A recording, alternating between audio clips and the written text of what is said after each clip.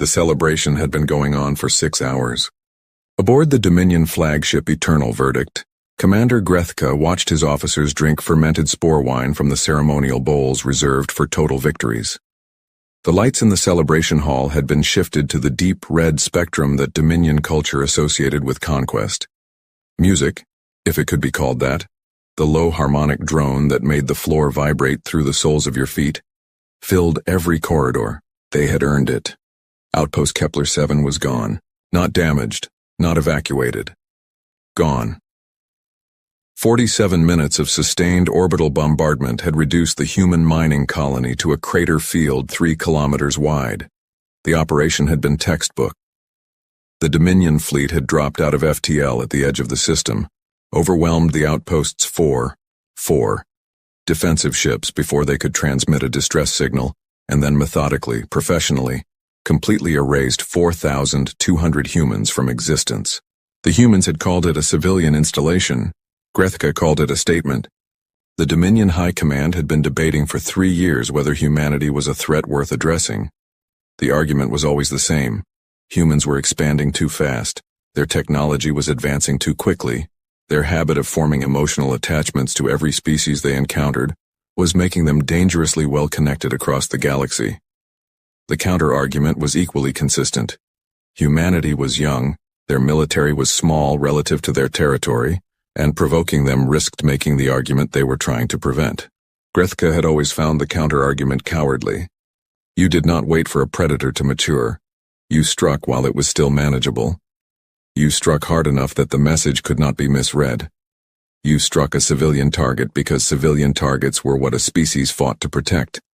And a species that understood its civilians were not safe would spend its energy on defense rather than expansion. It was, he had explained to High Command, not cruelty. It was geometry. They had given him the fleet. 41 warships, the finest in the Dominion's 3rd expansion force. He had not needed all of them. He had barely needed half. He raised his bowl with his officers.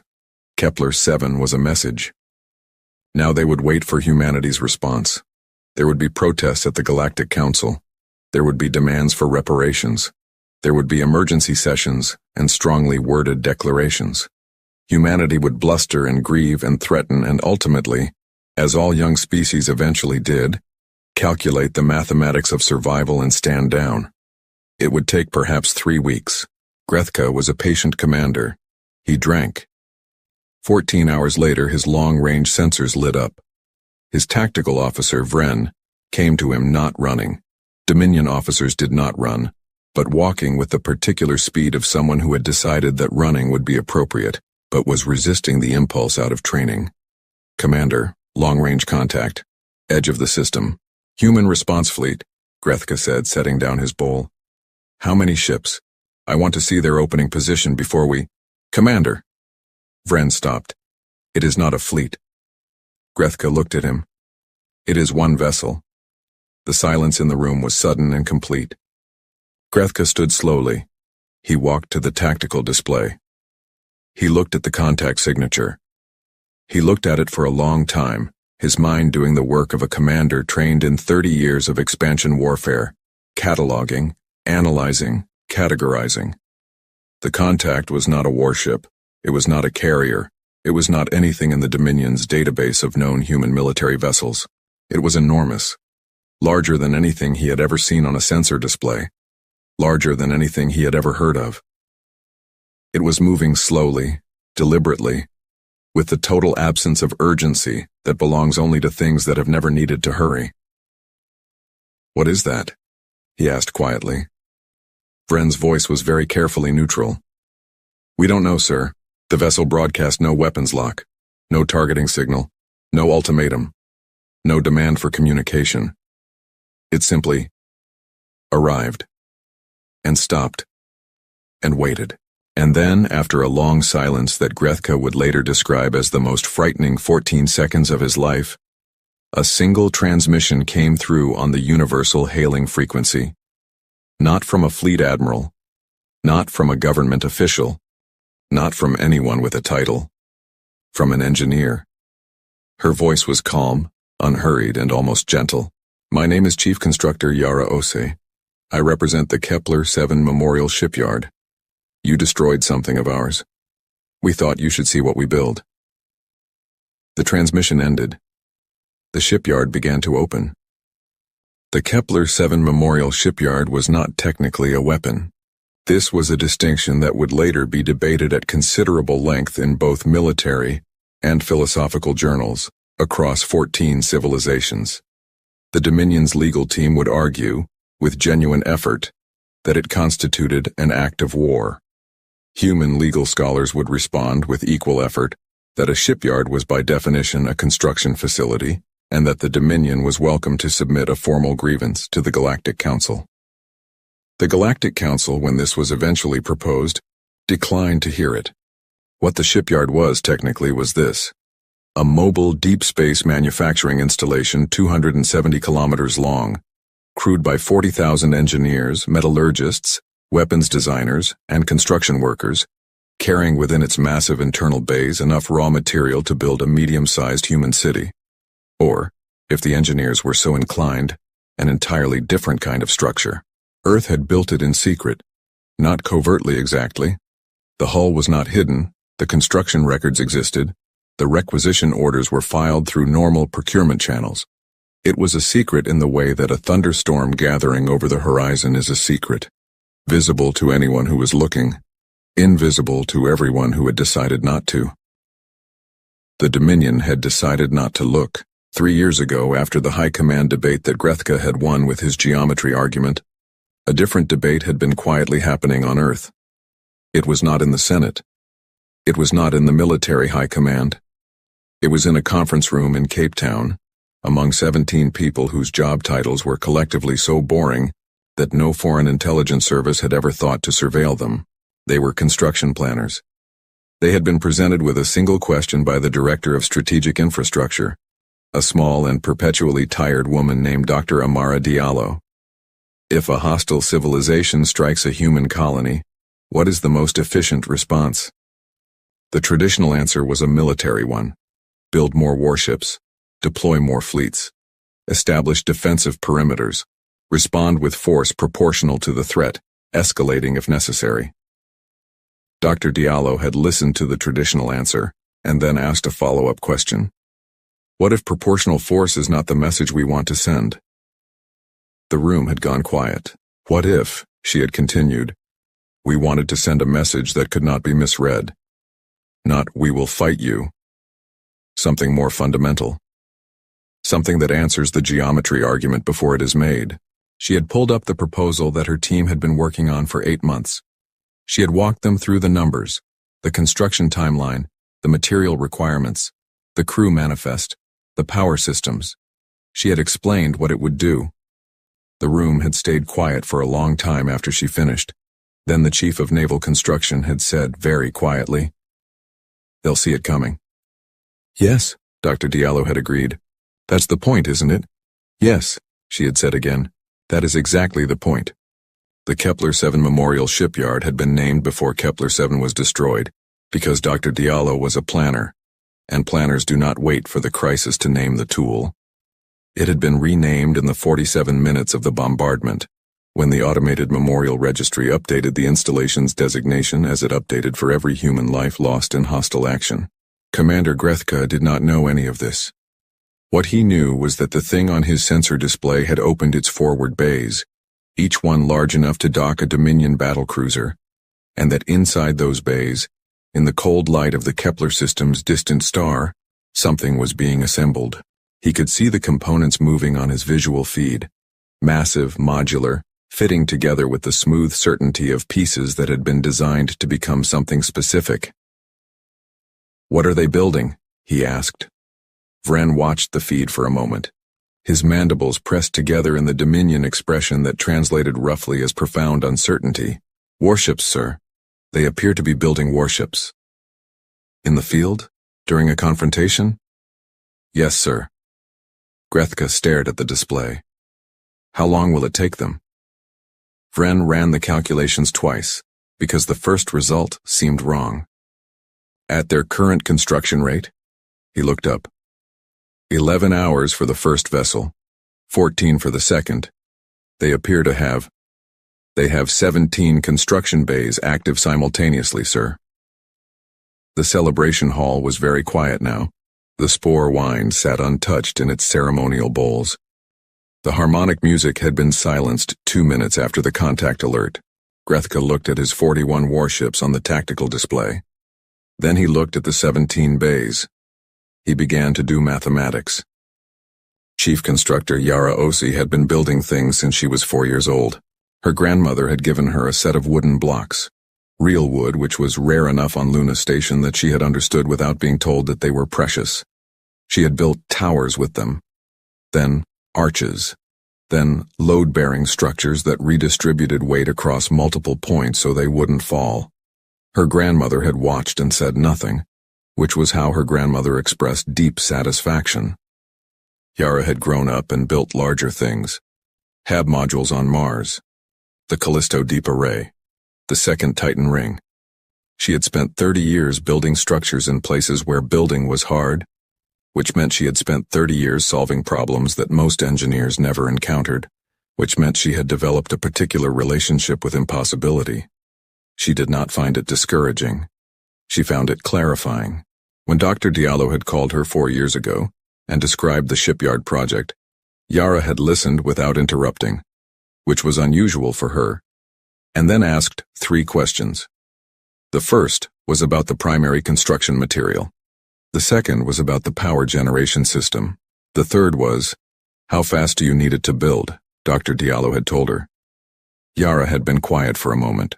Then she had said, I'll need to redesign the assembly sequencing, and I want a crew of 40,000, not 30. And I want naming rights for the facility. Dr. Diallo had agreed to all 3. Now Yara stood on the primary observation deck of the Kepler-7 Memorial Shipyard and watched Bay 7 bring a destroyer's spine into alignment with the efficiency that only came from a team that had rehearsed the motion 10,000 times in simulation. Beside her, her deputy, a young engineer named Kofi, was tracking 17 simultaneous builds on his display tablet with the focused calm of someone who had learned from Yara that panic was a resource expenditure that could not be recovered. Dominion fleet is holding position, Kofi reported. No offensive movement, their comms are active, they're transmitting to Dominion High Command. Good, Yara said. You want them calling home? I want them doing exactly what they're doing. Watching, transmitting, making sure High Command sees everything we're building in real time. She looked out at Bay 3, where the second destroyer's hull was already sealed, and the weapons integration team had begun their work.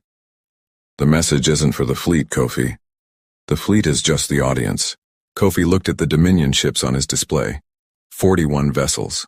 The most sophisticated warship design the Dominion had fielded in the current generation.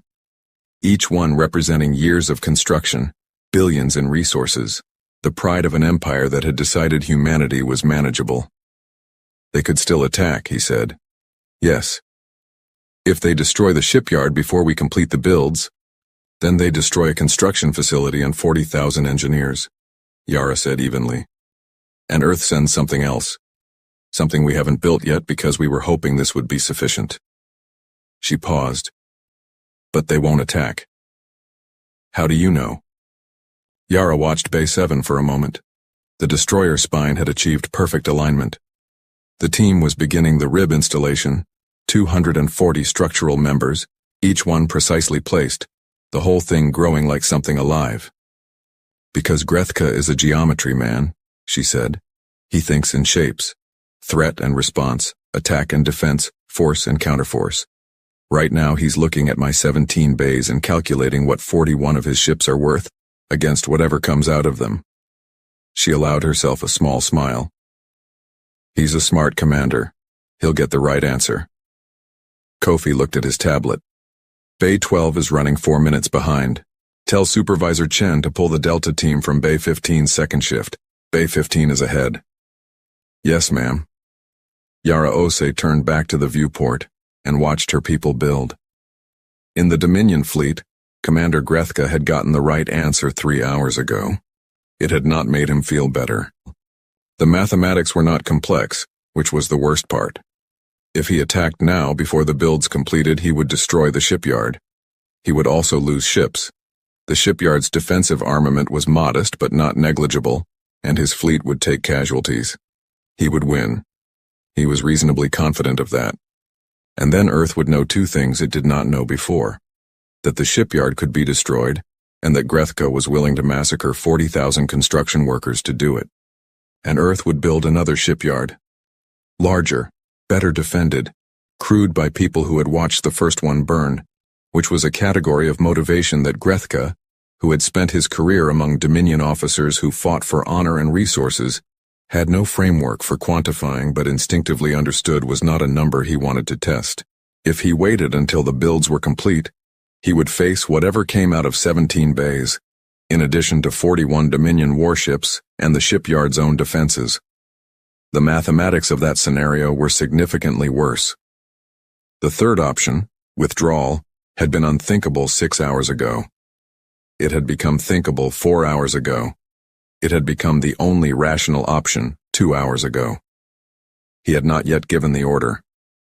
Not because he didn't know what to do, because giving the order meant something, and he was a Dominion commander, and he needed to understand what it meant before he did it. He opened a channel to the shipyard. Chief Constructor Osei.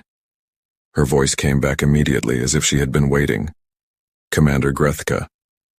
You understand what you are doing. I'm building ships. You are making an argument. A brief pause. Yes, I suppose I am. What is the argument? Yara Osei looked out at her 17 bays. Bay 7's destroyer was taking shape with the quiet momentum of something inevitable. Bay 3's was nearly complete. In Bay 1, the first finished vessel, a heavy cruiser, sat in final systems check, its running lights coming online one by one in the dark of the bay like stars igniting. The argument, she said, is that you destroyed 4,200 people who were mining ore and raising children and watching the stars. And we didn't send soldiers, we sent builders. Because we want you to understand something about us that your high command got wrong. And what did we get wrong? You thought our civilians were what we protect. Her voice was patient, almost kind. They're not. Our civilians are what we are. And what we are. She nodded to Kofi, who sent the signal to Bay 1. Is people who build things. The bay doors opened. The heavy cruiser Kepler 7 Remembers moved out into the light of the system's star for the first time. Its hull still warm from construction, its weapon systems online, its crew of 400 at their stations. Grethka stared at it on his display for a long time. Then he gave the withdrawal order. The Dominion fleet's withdrawal was recorded by 17 independent sensor networks, filed with the Galactic Council's conflict registry, and transmitted to every major news outlet in the known galaxy within 6 hours. The headline wrote itself. Dominion fleet withdraws from Kepler system, retreats from single unarmed construction vessel. The framing was not entirely accurate. The shipyard was not unarmed, and the eventual fleet it had produced was not nothing. But headlines were not documents of precision, and the image that accompanied every broadcast told a story that did not require accuracy to land with devastating clarity. On the left, 41 Dominion warships clustered in defensive formation, moving at maximum FTL toward home. On the right, the Kepler 7 Memorial Shipyard, bay doors still open, 3 completed warships flanking it, and 14 more in various stages of construction. In the center of the frame, almost lost in the scale of everything around it, the crater field where Outpost Kepler 7 had been, the Galactic Council convened within 48 hours. Not an emergency session, which would have implied a crisis requiring management, but in a special observational session, which was the Council's way of saying, we need to discuss what we just watched. The species that spoke most were not the ones with the largest militaries. They were the ones with the longest memories. The civilizations that had been in the galaxy long enough to have seen young species rise and fall, to have watched the patterns of expansion and conflict play out across centuries, to have developed, through repetition, a sense for the moments that would later be identified as turning points. The Tharkon elder delegate Sorath, the same ancient diplomat who had spoken at the Vasquez Protocol ceremony, rose to address the council. He had, at this point, spoken in this chamber more times than most civilizations had sent delegates. The room went quiet for him the way it always did. "We have spent," he said, "a considerable amount of time debating whether humanity is a military power, whether their warships are advanced enough, their fleet doctrine sophisticated enough, their commanders experienced enough to be considered a first-tier threat." He paused. "We have been asking the wrong question." He let that sit. The correct question is not whether humanity can fight. The correct question is what humanity does when you make them angry. He looked around the chamber. They built. In the system where you murdered their civilians, while your fleet watched, they built. They named the facility after the people you killed, and they used it to demonstrate something that no military exercise could demonstrate, and no diplomatic communique could convey. He sat down. The Dominion delegate attempted a response. It was not well received. What followed in the weeks after the Kepler-7 incident was a shift in how the galaxy calculated humanity, not in the databases and military assessments, which were updated routinely, but in the instinctive, unwritten, cross-species understanding of what kind of civilization humanity was. The Dominion's High Command had made a specific argument. Humanity was manageable. Strike hard, strike civilian, force a defensive posture, neutralize the expansion before it became a threat. The Shipyard had answered that argument in the most concrete possible terms. You could not force humanity into a defensive posture by striking civilians. It did not work that way. Striking civilians did not make humanity afraid. It made humanity build. 3 other civilizations that had been quietly entertaining variations of the Dominion's geometry argument filed those arguments away within the month. 2 of them independently began reviewing their intelligence assessments of human construction capacity. Both assessments came back with the same note appended by the analyst: significantly underestimated. Dr. Amara Diallo visited the Kepler-7 Memorial Shipyard 6 months after the incident. She was not an official visitor. She had taken personal leave, the first in 4 years, and booked transit on a civilian hauler, and shown up at the shipyard's crew dock with her credentials and a very simple request. She wanted to see the bays. Yara Osei met her at the dock personally. They were not friends exactly. They had worked together at the extreme distance that separated the person who asks what if from the person who builds the answer. They had spoken perhaps a dozen times in 4 years, always about specifications, timelines, resource allocation. They had never spoken about anything that could be called personal. They walked the bays together without speaking for almost an hour. Bay 1 was already working on its second build. The heavy cruiser Kepler-7 remembers had departed for its assigned fleet posting, and the bay had been cleaned and reconfigured with the thoroughness of a space that understood its purpose was to be used again. The new keel was laid. The first ribs were going in. Bay 7 was on its 3rd destroyer. Bay 12, the one that had run 4 minutes behind, had made up the time and was ahead of schedule. Dr. Diallo stopped at the memorial wall near the shipyard's central hub. It had been installed 3 months ago, after a crew vote that had passed unanimously. It was a simple thing, a dark panel, floor to ceiling, with 4,200 names in small white letters, not organized by age or job title or home city. Alphabetical. Everyone equal in the list. She stood in front of it for a long time. "Did you know any of them?" Yara asked. "No." Diallo looked at the names. "You?" "One. A metallurgist I trained with at the Callisto facility 20 years ago. She'd transferred to Kepler-7 2 years before." Yara was quiet. She would have found the irony appropriate. A mining colony destroyed by people who didn't understand what humans do with raw materials. Dr. Diallo looked at the wall a while longer. Then she turned and looked at Bay 1. "Is it enough?" she asked. "What we sent, is it the right message?" Yara thought about it seriously because Diallo was the kind of person who asked questions seriously and deserved serious answers. "It's the true message," she said finally. "Whether it's enough depends on whether they're listening. And if they're not, then we build something larger."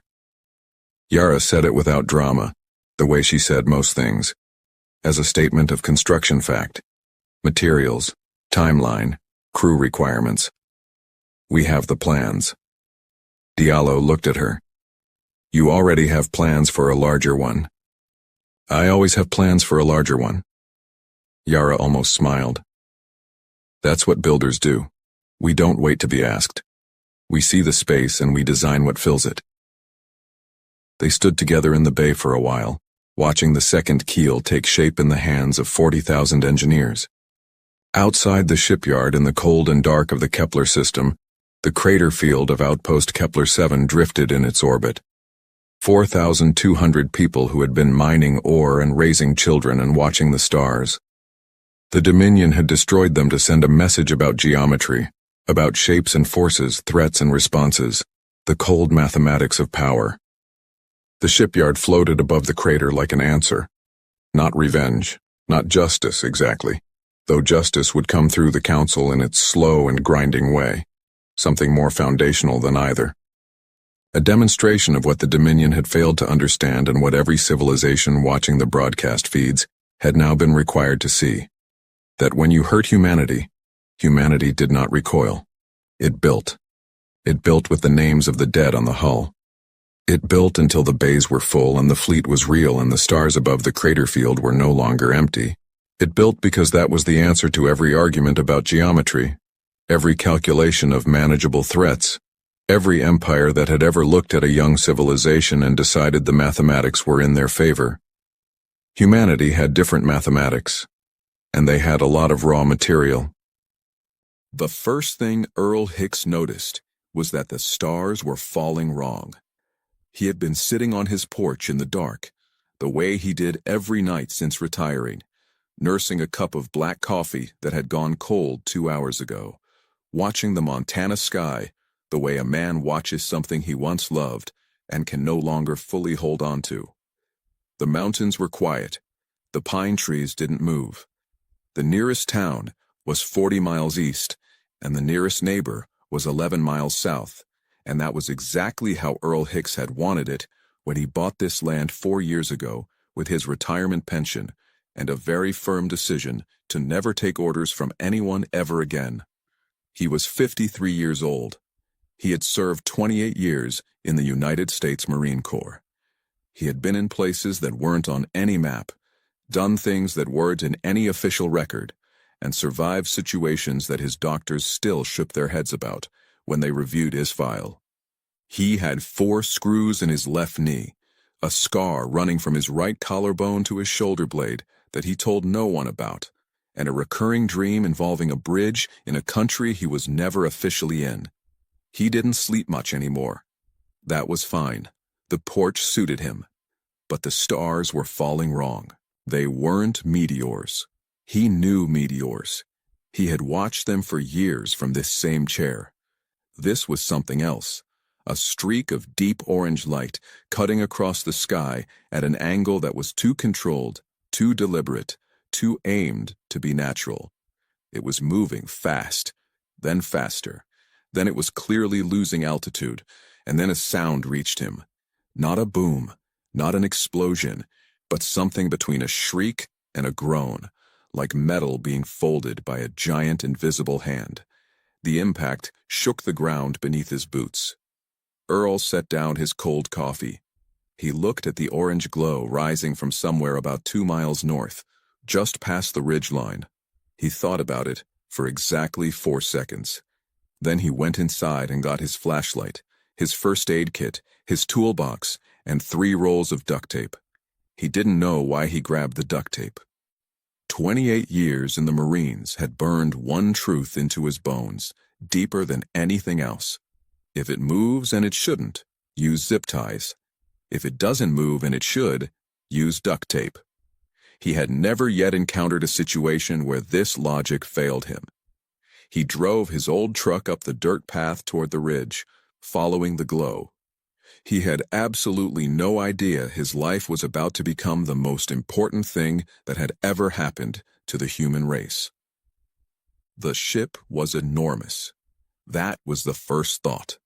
The second thought was that it was beautiful in the way that something deeply broken can still be beautiful. The way a cathedral looks after a fire, when the walls are still standing and the stained glass is gone, and you can see the sky where the ceiling used to be. It had carved a trench through the forest, 200 meters long, uprooted trees like they were weeds, and come to rest half on its side against the far slope of the ridge. It was dark metal, or something that looked like metal, but caught the moonlight in colors that metal shouldn't. And it was clearly a craft of some kind, aerodynamic in a way that Earth aircraft were not, built for movement through something thicker than air. There were fires, small ones, running along the edge of a tear in the hull that exposed a glowing interior. Earl assessed the fires first. None of them were spreading. The ground was rocky here. Not much fuel for them. The hull breach was bad, but not catastrophic. The ship had clearly held together better than it should have given the impact angle. He walked toward it, flashlight in one hand, because that was what you did. You assessed. You moved toward the problem. You didn't stand at a distance wondering about it. That was when the hatch opened. It fell outward with a hiss of pressurized air and hit the ground with a sound like a struck bell.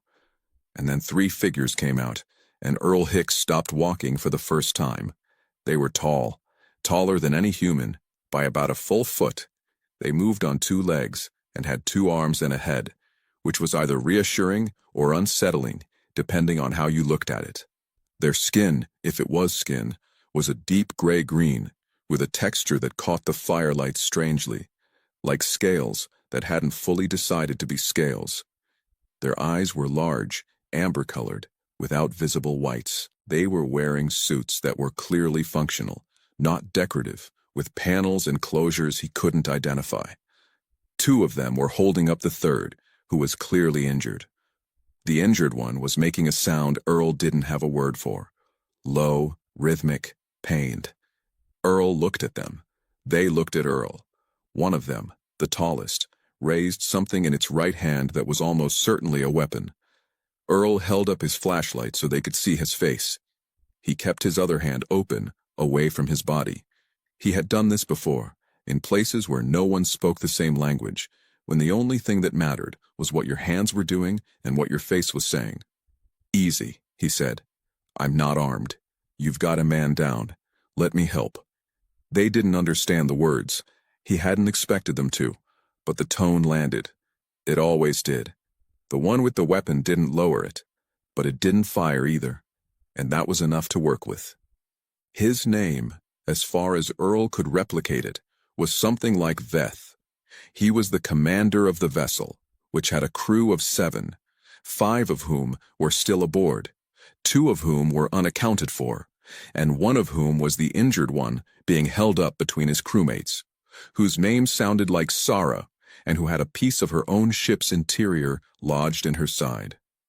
Earl found this out over the course of 40 minutes, using the universal language of pointing, holding up fingers, drawing in the dirt with a stick, and very slowly and clearly mouthing words he had no expectation they understood. Soldiers from different countries had always managed to communicate the important things. The important things were always the same. How many? Where? How bad? What do you need? Sarah needed the fragment removed and the wound closed.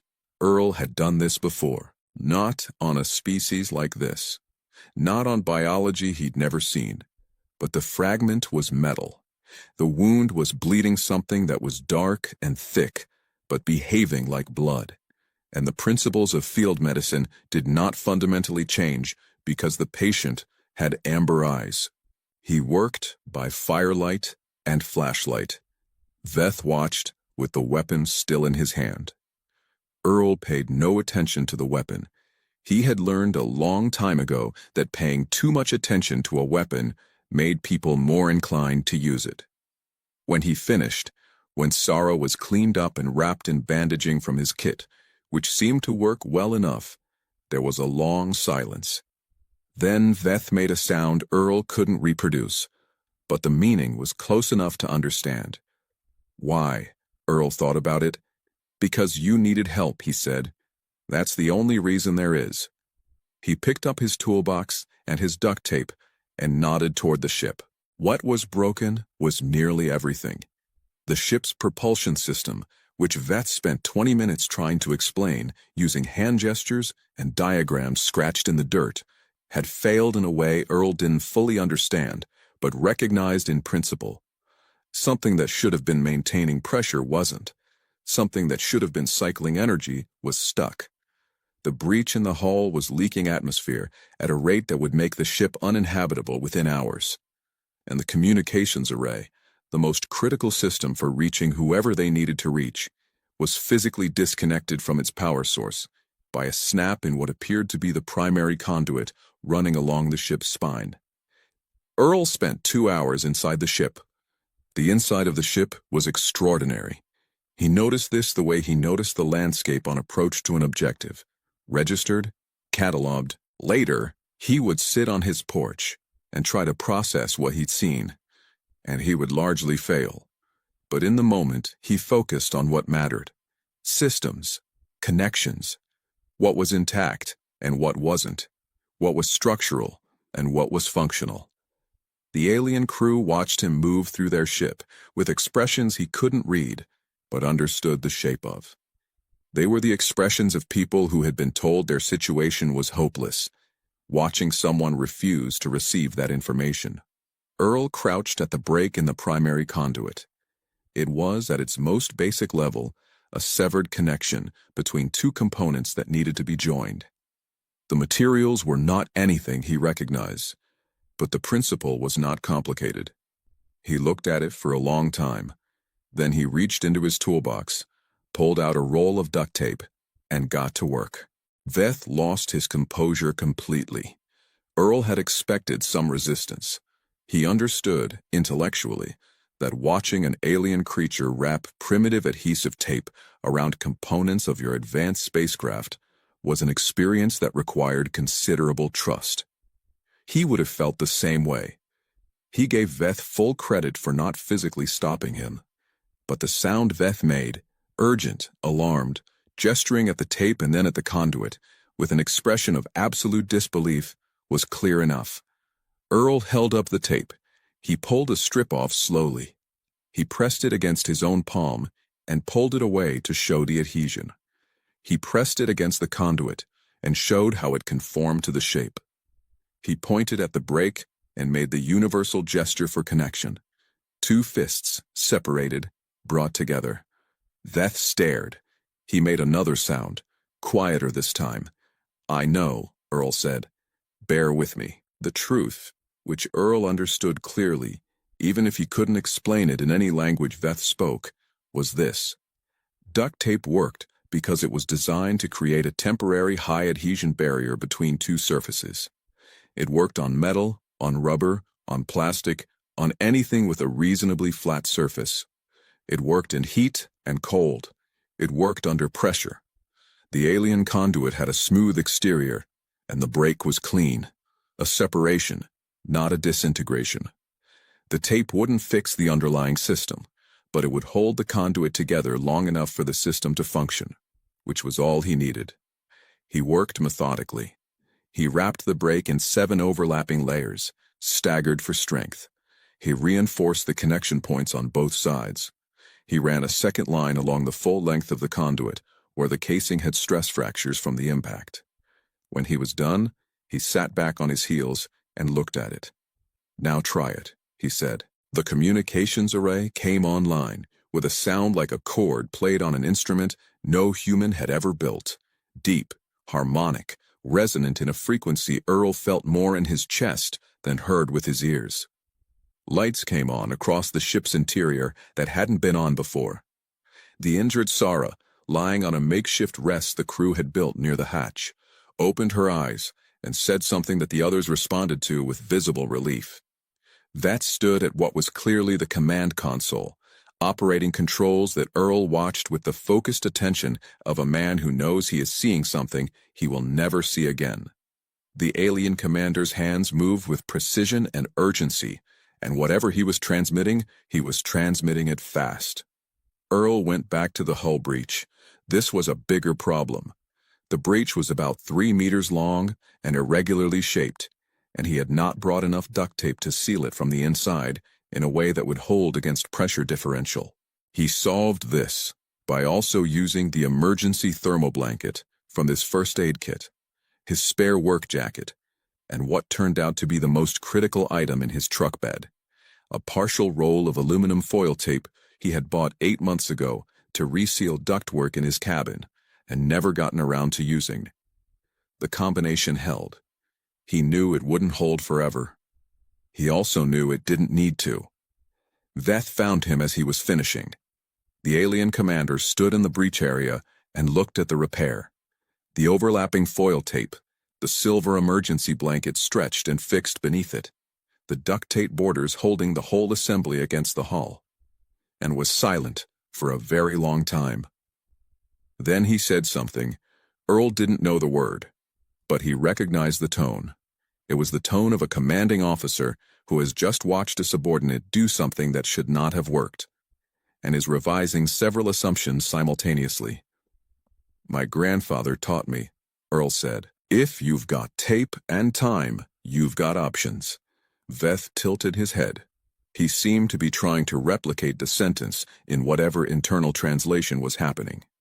Then the ship's alert system screamed. They came from the north, dropping through the cloud layer at an angle that made Earl's stomach drop. Not from fear, but from recognition. He had seen attack approaches before. The angle, the speed, the deliberate spacing between craft. This was not a search pattern. This was an assault formation. 3 ships, larger than Veth's vessel, moving with the precision of a coordinated strike. Earl counted them, assessed the speed, looked at the terrain. He turned to Veth. "Who are they?" Veth's expression answered the question before any gesture could.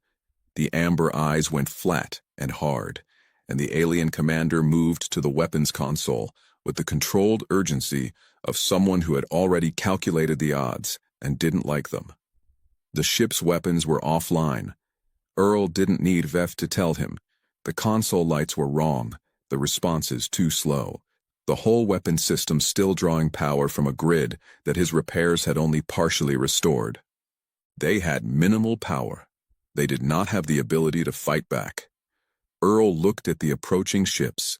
He looked at the terrain, the ridge, the tree line, the long trench the crash had carved. He looked at his truck. He looked at his toolbox. How long until your people respond to that signal? Veth held up 4 fingers, then tapped his wrist where a human would wear a watch. 4 hours. The enemy ships were maybe 20 minutes out. Earl did the math. "Okay," he said. He was already moving. "Here's what we're going to do." The plan had 4 parts. Earl explained them using the dirt drawing method he had developed over the past 4 hours of communication, drawing fast and pointing at the terrain and the ships and the men, the crew, all 5 of them now, since Sarah had insisted on being helped upright, and she turned out to be, even injured, the 2nd largest person in any room. And they got it. They were soldiers. Different species, different world, different everything. But soldiers recognized a briefing when they saw one. Part 1 was the trench. The impact trench was 200 meters long, 3 meters deep, and ran roughly northeast to southwest. It was already dug. Earl had not dug it, but it was there. And a defensive fighting position that's already dug is one of the most valuable things in any engagement. He walked the crew through it, positioned them, used hand signals they seemed to understand instinctively, because hand signals for "stay down and watch that direction" are not actually that culturally specific. Part 2 was the truck. Earl drove his truck to the eastern end of the trench, positioning it broadside to the expected approach, which gave it 0 military value as cover, but significant value as what Earl actually needed it for: a distraction, and a mount for the 2 floodlights he pulled from the truck bed and rigged to the battery using jumper cables. The lights were bright enough to be temporarily blinding at 50 meters. He pointed them northeast. Part 3 was the hull. The breach repair was holding, but one section of the loosened hull plating, a panel about 2 meters wide that had been partially torn away by the crash and was now hanging at a 45-degree angle, was, with 6 people and considerable effort, able to be repositioned. Earl had them angle it northwest. It would catch light. From above, at speed, it would read as a different signature than the damaged ship. Part 4 was Earl. They waited in the trench. 17 minutes. Earl had always been good at waiting. He had spent years of his life waiting, in positions, in vehicles, in rooms with no windows. Waiting was not the absence of action. Waiting was the action when the action required it. He crouched in the trench and breathed slowly, and watched the sky go from dark to darker, where the cloud layer was thickening to the north. Beside him, Veth crouched in the same posture. Earl noticed at some point during the wait that the alien commander had adopted his specific way of crouching. Weight on the balls of the feet, forearms on knees, eyes at the horizon. He hadn't done it consciously. Soldiers absorbed each other. Earl glanced at him. Veth's amber eyes were steady. Not calm exactly. He could see the tension in the set of the alien's jaw. If jaw was the right word for it. But controlled. Deliberate. Whatever he had fought. Wherever he had fought it. This man, this person, had been in positions like this, and come out of them. Earl gave him a single nod. Veth returned it exactly. The clouds to the north lit up orange. "Here we go," Earl said. The enemy ships did not fire immediately. Earl had counted on this. They were looking for survivors from the crash, which meant they needed to identify the target before they destroyed it. They swept low on their first pass, 200 feet, maybe less, and Earl watched from the trench as their searchlights moved across the ridge. The searchlights found the repositioned hull panel first. That was the point. The panel, angled to catch light, gave a strong reflection from a position 30 meters north of the actual ship. It looked from above and at speed like a partially intact vessel. The enemy ships circled it, discussed it, whatever their equivalent of discussing was. Earl clicked on the floodlights. 2 million candle power, pointed northeast, directly into the approach vector. The effect on alien ships was not identical to the effect on human pilots, but the principle was sound. Sudden, intense, unexpected light source on approach disrupts sensors before it disrupts anything biological. The lead ship pulled up sharply, its approach angle broken, its sweep pattern disrupted. The other two responded to the leader, which was exactly how coordinated assault formations responded to disruption.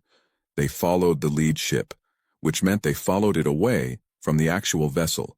That bought 3 minutes. 3 minutes was what Earl needed. He was already moving. The communications array was still active. Veth had left it transmitting on an open frequency. Earl had made sure he understood this part of the plan clearly, using the most emphatic dirt drawings he had produced all night, which meant the enemy ships knew exactly where the signal was coming from. They would come back to it. They were coming back now. The disruption recovered, reforming into their assault pattern 2 ridges north. But the signal Veth had been transmitting for the past 4 hours had been received. Earl knew this because Veth had told him. 4 fingers, tapped wrist, and then a 5th gesture Earl hadn't seen before, something fluid and downward with the right hand, which he had interpreted as arrival, and hoped he was right about. He was in the ship, at the communications console, with no idea how to operate it. He looked at it the way he had looked at every system he'd ever had to learn fast, not trying to understand it completely, but looking for the thing that was obviously a transmitter, the thing that was obviously a frequency control, the thing that was obviously a broadcast. Systems built by people who needed to use them had logic to them. Not the same logic, not always intuitive logic, but logic. He found 3 components that seemed like the right candidates. He operated them in sequence, loudly, in English, because it didn't matter what he said, and he wanted something going out on every frequency that system touched. This is Earl Hicks, retired gunnery sergeant, United States Marine Corps. I am at the crash site. We have 3 hostile ships on approach. If anyone is receiving this, now would be a very good time. He said it 4 times.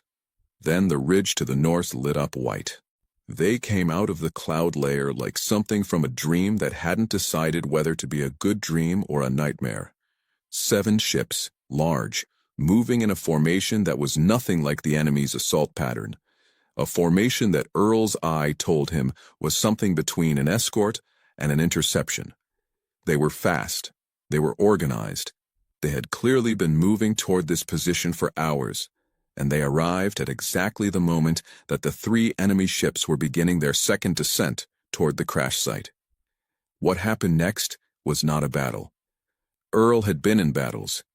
What he watched from the trench, Veth beside him, the rest of the crew behind them, Sarah upright and refusing to be anything else, was not a battle in any sense that word usually carried.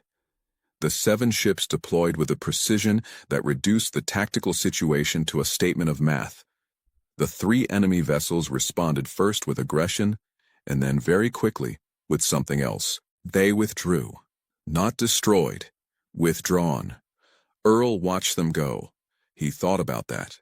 About the difference between an enemy that was destroyed and an enemy that chose to leave. The second one was more interesting. The second one was a decision. Decisions meant something you could work with later. The largest of the 7 ships descended toward the ridge, moving with a slowness that suggested deliberate care, and set down 200 meters from the crash site with a competence that made the original landing look catastrophically bad. Many figures came out. Veth walked toward them. There were sounds exchanged that Earl didn't follow.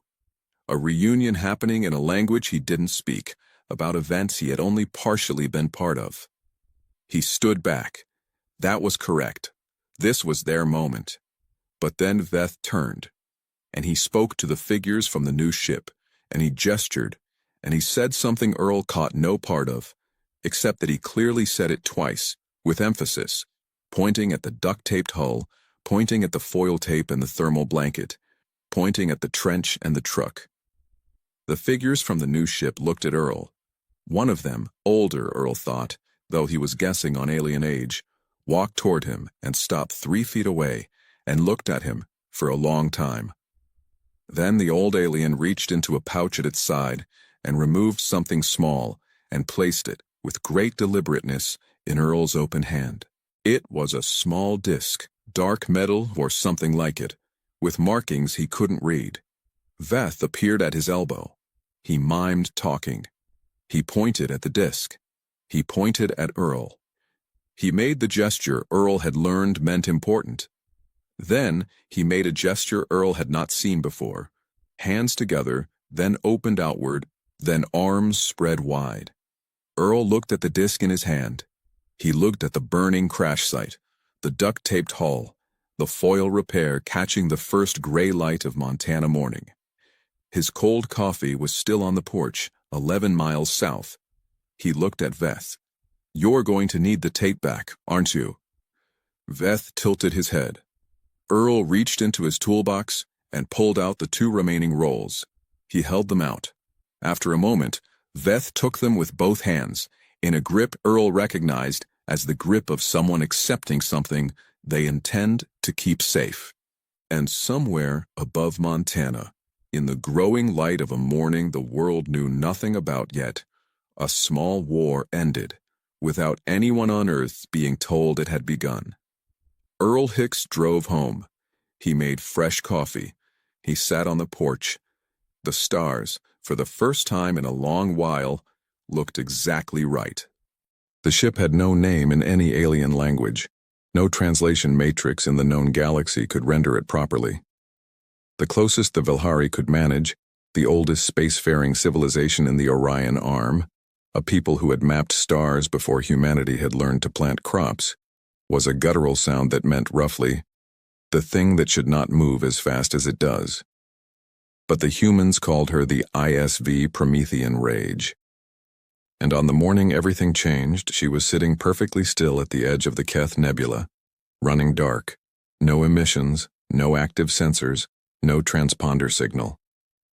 To every telescope and scanner array in the Tarkhan hegemony's border fleet, that region of space was empty. It was not empty.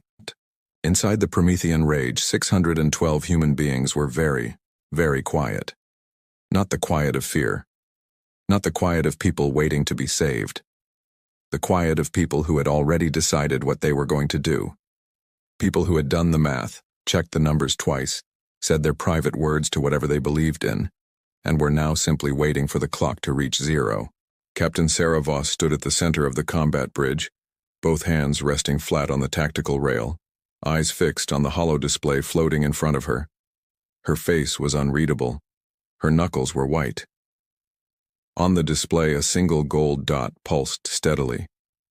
The Tarkon processing station, Hegemony Outpost Keth 7, hung in orbit around a dead moon 340,000 kilometers away. 17 levels. Approximately 4,000 Tarkon administrative personnel, soldiers, and contracted workers.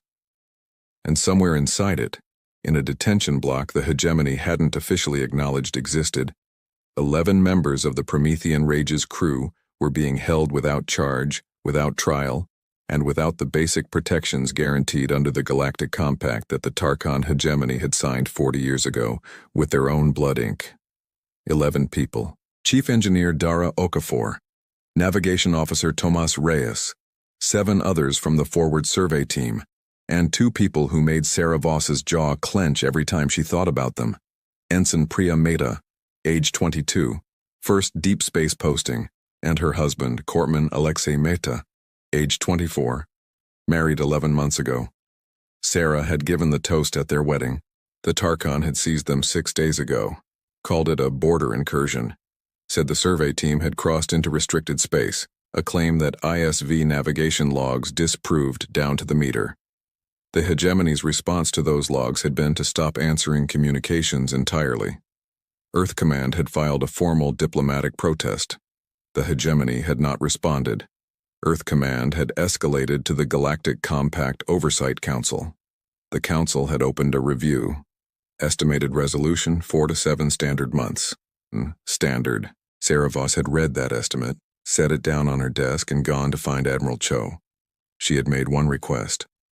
48 hours of operational independence. No orders, no oversight.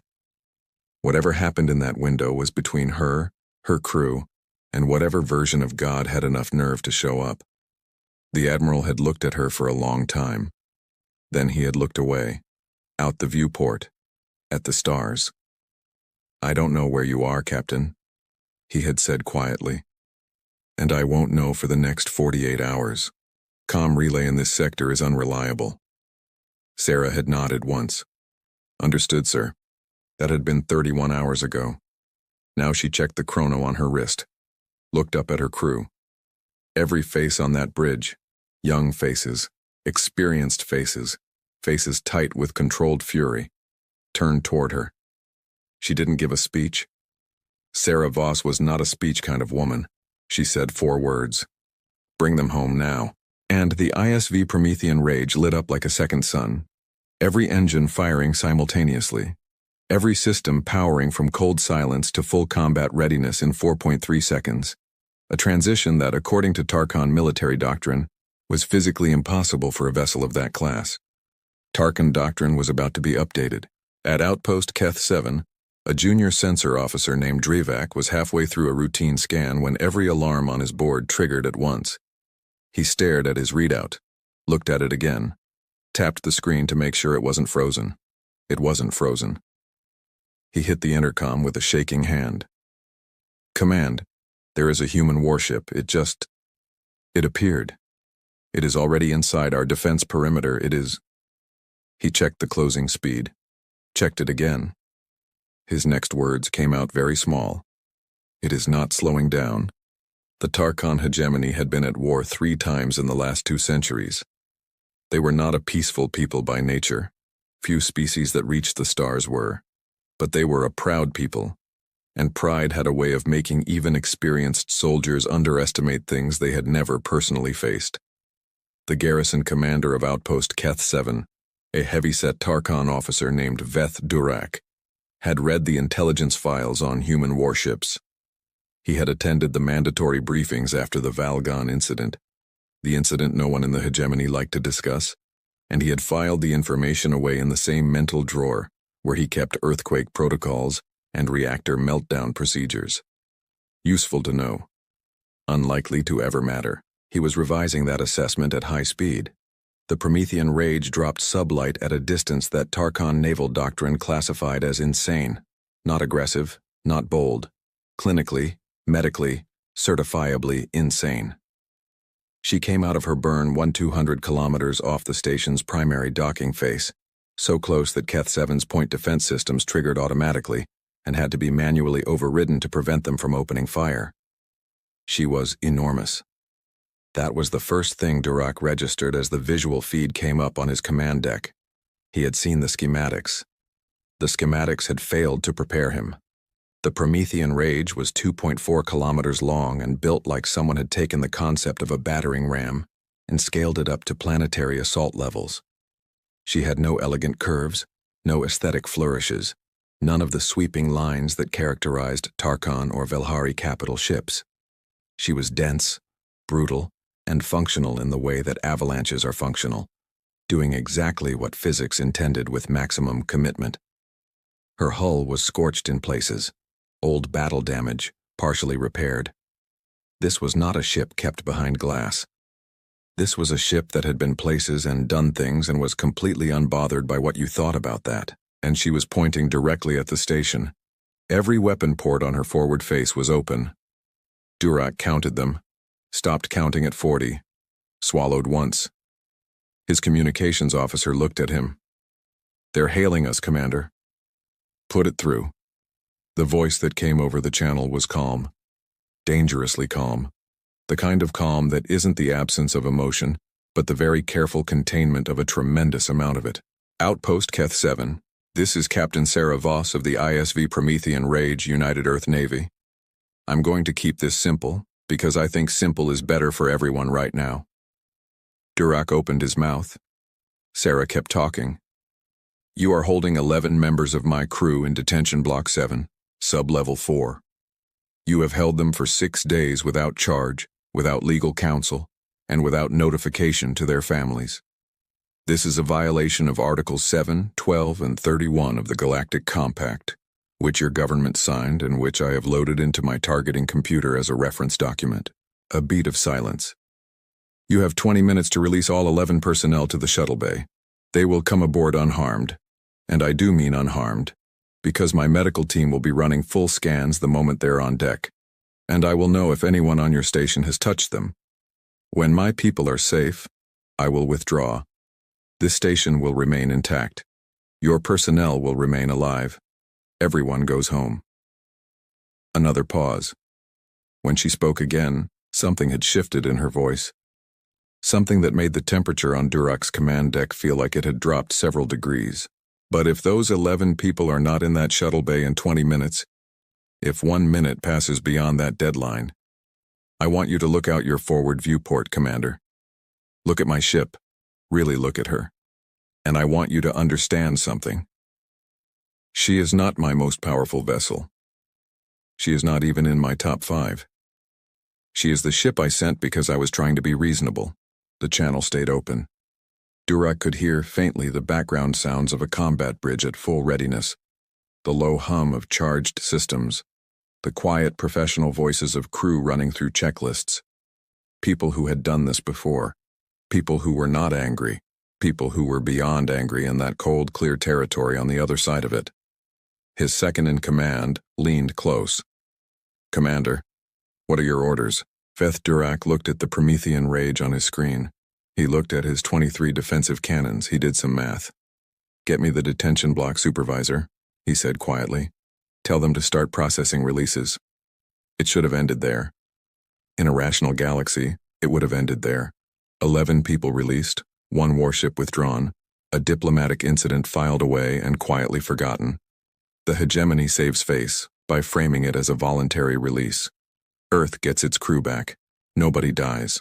But Veth Durak was not the only person on Outpost Keth 7 with authority, and the man who outranked him had just arrived on the command deck. High Executor Marin Solv was not a military man. He was a political appointee, a career bureaucrat with the hegemony's Interior Ministry, who had been stationed at Keth 7 for 8 months to oversee the processing operations that the hegemony officially didn't talk about. He was 61 years old, had never served in the military, had never been in a combat situation in his life, and had spent 4 decades watching governments back down from positions the moment real pressure was applied. He had concluded from this that pressure was almost always a bluff. He looked at the Promethean rage on the screen. He looked at Durak's order to begin processing releases. "Cancel that order," he said. Durak turned slowly. "Executor, that ship is 1 vessel. Solve straightened his collar. "We have a defense fleet 17 minutes away. Hegemony battle doctrine clearly states that a lone vessel, regardless of class, cannot successfully engage a defended station and an incoming fleet simultaneously. They are bluffing, Commander. They want to provoke an incident that justifies Earth expanding into this sector. If we release those prisoners, we validate their aggression and invite further incursions." Durak stared at him. "Sir, with respect, I have read the intelligence files on—" "I have also read them." Solve clasped his hands behind his back. "I found them sensationalist. Open a channel to that ship. Tell them their deadline is rejected. Tell them hegemony reinforcements are en route, and they should withdraw immediately or be considered a hostile combatant." Durak was quiet for 3 full seconds. "Sir," he said very carefully, "I need you to understand what I am about to tell you. Not as a formality. I need you to actually hear it." "I'm listening."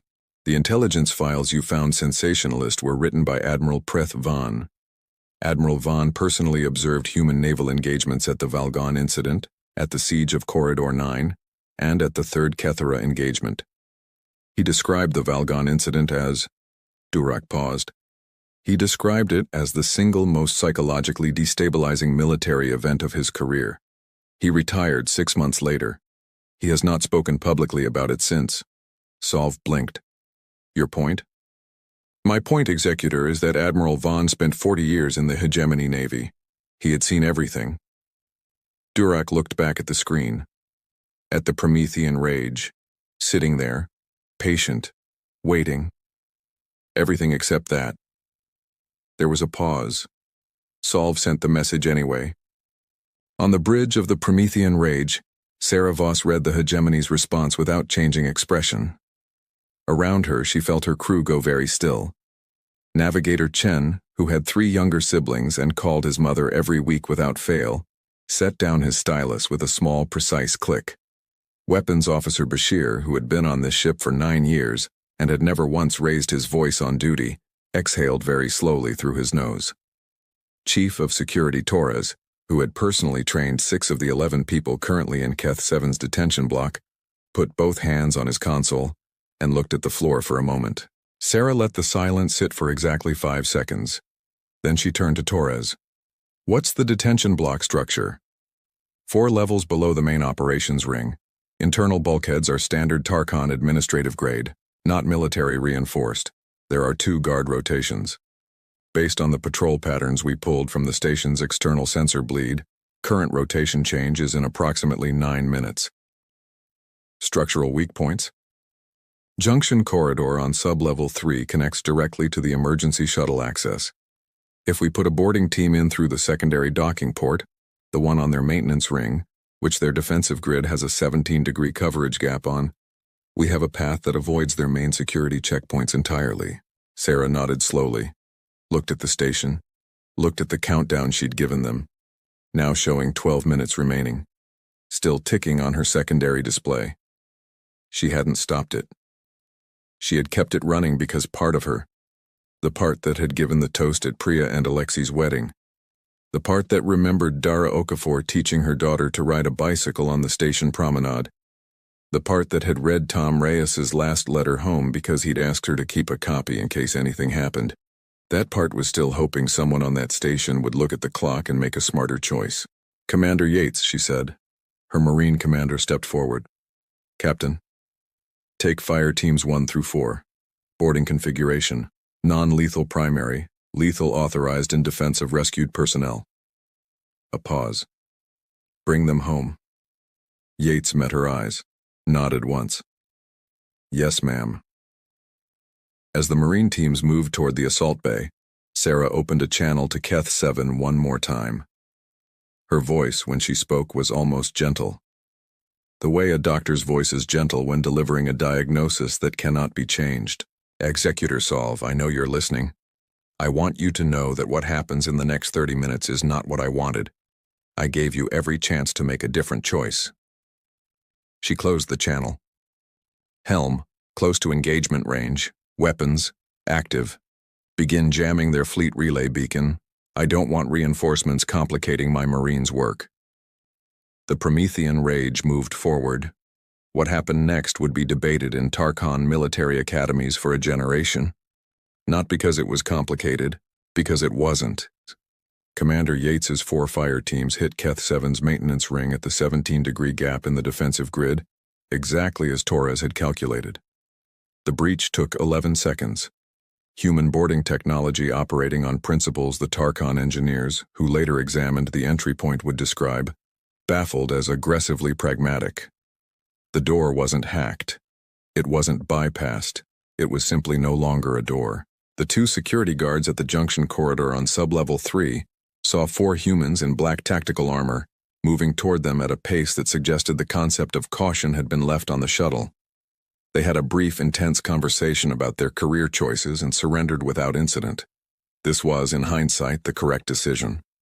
The detention block supervisor, a Tarkhan sergeant named Hevath, heard the alarms, looked at his security feed, and did something that would later earn him a commendation from his own government and an unofficial note of appreciation from the United Earth Navy. He unlocked every cell on sub-level 4 and stood in the corridor with his hands up. I want it on record, he said to the first Marine through the door, that I told the executor this was a bad idea. The Marine, a scarred veteran named Kowalski who had been doing this for 16 years, looked at him for a moment. Noted, said Kowalski. Where are they? Hevath pointed. 11 people. Some bruised, some exhausted, all alive. Ensign Priyameta, 22 years old, first deep space posting, looked up as the fire team came through the door and made a sound that Kowalski would not describe to anyone afterward, because there are some things that belong only to the people in the room. Alexei Mehta, 24 years old, married 11 months, had a split lip and a healing bruise across his left cheekbone.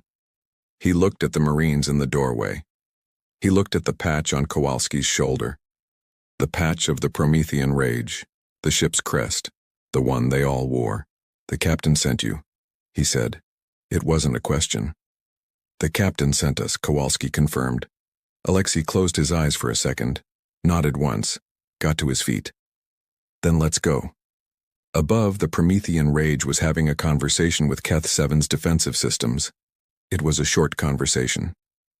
The station's 23 defensive cannons were functional, well-maintained, and crewed by trained Tarkhan soldiers. Under normal circumstances, against a conventional attacker, they would have presented a serious obstacle. The Promethean rage was not a conventional attacker. She moved through the defensive fire with the unhurried confidence of something that had calculated exactly how much damage it could absorb and found the number acceptable. Her point defense systems handled the incoming fire in real time, not suppressing it, not evading it, just dealing with it, the way you deal with rain by wearing a coat. She was not trying to destroy the station. This was important, and the Tarkhan gunners, professional soldiers who understood the difference between a ship trying to kill you and a ship making sure you stay too busy to threaten someone else, gradually understood what they were seeing. The Promethean rage wasn't fighting the station. She was occupying it, keeping every gun barrel pointed at her, keeping every sensor array focused on her, keeping the entire defensive apparatus of Keth 7 engaged and busy and unable to look at anything else. While 4 fire teams walked out of the detention block, through the maintenance corridors, back to the breach point, and onto their shuttle with 11 rescued crew members. The shuttle docked with the Promethean rage at 18 minutes and 44 seconds after Sarah had opened her first channel. 1 minute and 16 seconds before her deadline. Sarah watched the docking confirmation light go green on her board. She let out a breath she had been holding quietly, where no one could see it. "All personnel confirmed aboard?" she asked. "All personnel confirmed aboard," Torres said. "Medical team has them. Everyone's alive. Alexei Mehta has non-critical injuries. Everyone else is—" He paused, cleared his throat. "Everyone else is okay, Captain." Sarah nodded.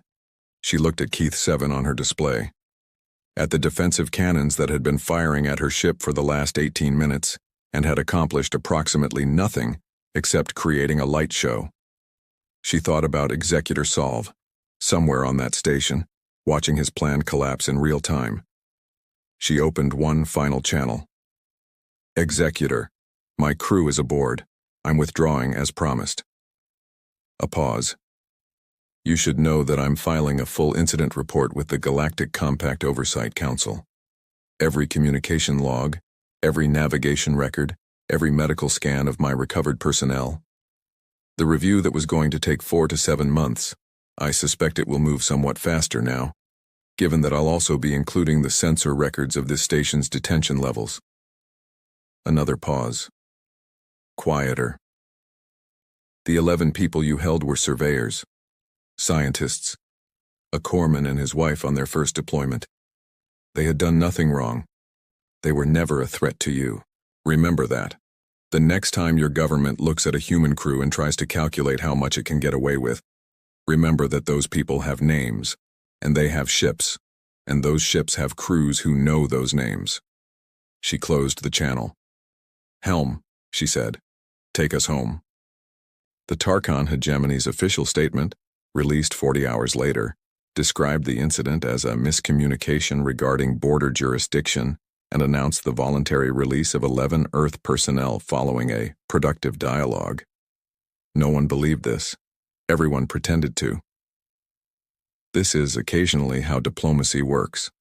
High Executor Marin Solve was reassigned to an administrative post on a Hegemony interior station so far from the border that it didn't appear on most navigational charts. This was described as a promotion. No one believed this either. Veth Durak was quietly awarded the Hegemony's second highest military citation, the one given for exceptional judgment under extreme operational pressure. The citation's classified annex noted that his recommendation to comply with the Promethean Rage's demands had been overruled, and that the actual outcome of the incident was largely attributable to human restraint rather than Hegemony defense capability. He framed it anyway. It still meant something. The Galactic Compact Oversight Council's review of Hegemony border detention practices was completed in 11 days. 11 days, not 7 months. Several significant policy changes followed. On the Promethean Rage, 3 days out from Keth 7, Dr. Ayanna Park cleared the last of the recovered crew from medical and sent them back to their quarters with instructions to sleep, eat, and bother her again only if something was actively on fire. Priya Mehta sat on the edge of a medical bay cot for a while after her clearance, not quite ready to move. Alexei sat beside her, their shoulders touching, not talking. Chief Engineer Dara Okafor stopped by on her way back to the engine room. She hadn't officially been cleared for duty yet and did not care, to squeeze Priya's shoulder and say, "Come find me when you're ready to get back to work. I've got a plasma conduit with your name on it." Priya laughed. It was small and rough and surprised out of her. It was the best sound anyone on that ship had heard in 6 days. Captain Sarah Voss filed her incident report, filed her medical reports, filed her navigation logs, filed every piece of documentation required by regulation, and several pieces that weren't strictly required, but that she included anyway because she believed in being thorough. Then she went to her cabin, sat in the chair by the viewport, and watched the stars for a while. She thought about the Galactic Compact, about the 4 to 7 month timeline, about the 11 people who would have spent those months in a detention block on Sub-Level 4 while bureaucracies exchanged formal correspondence. She thought about what the galaxy sometimes forgot about human beings, what it kept having to relearn, incident by incident, engagement by engagement, that humans were genuinely a reasonable people, patient, diplomatic, committed to process and procedure and the peaceful resolution of disputes, right up until they weren't. And when they weren't, when the clock ran out, When the channels went silent, when someone made the catastrophic miscalculation of confusing human restraint for human weakness, there was nothing in the known galaxy that moved quite like a human warship with an angry crew and a captain who knew exactly where her people were. The stars outside the viewport burned on, indifferent and eternal. The Promethean rage flew home.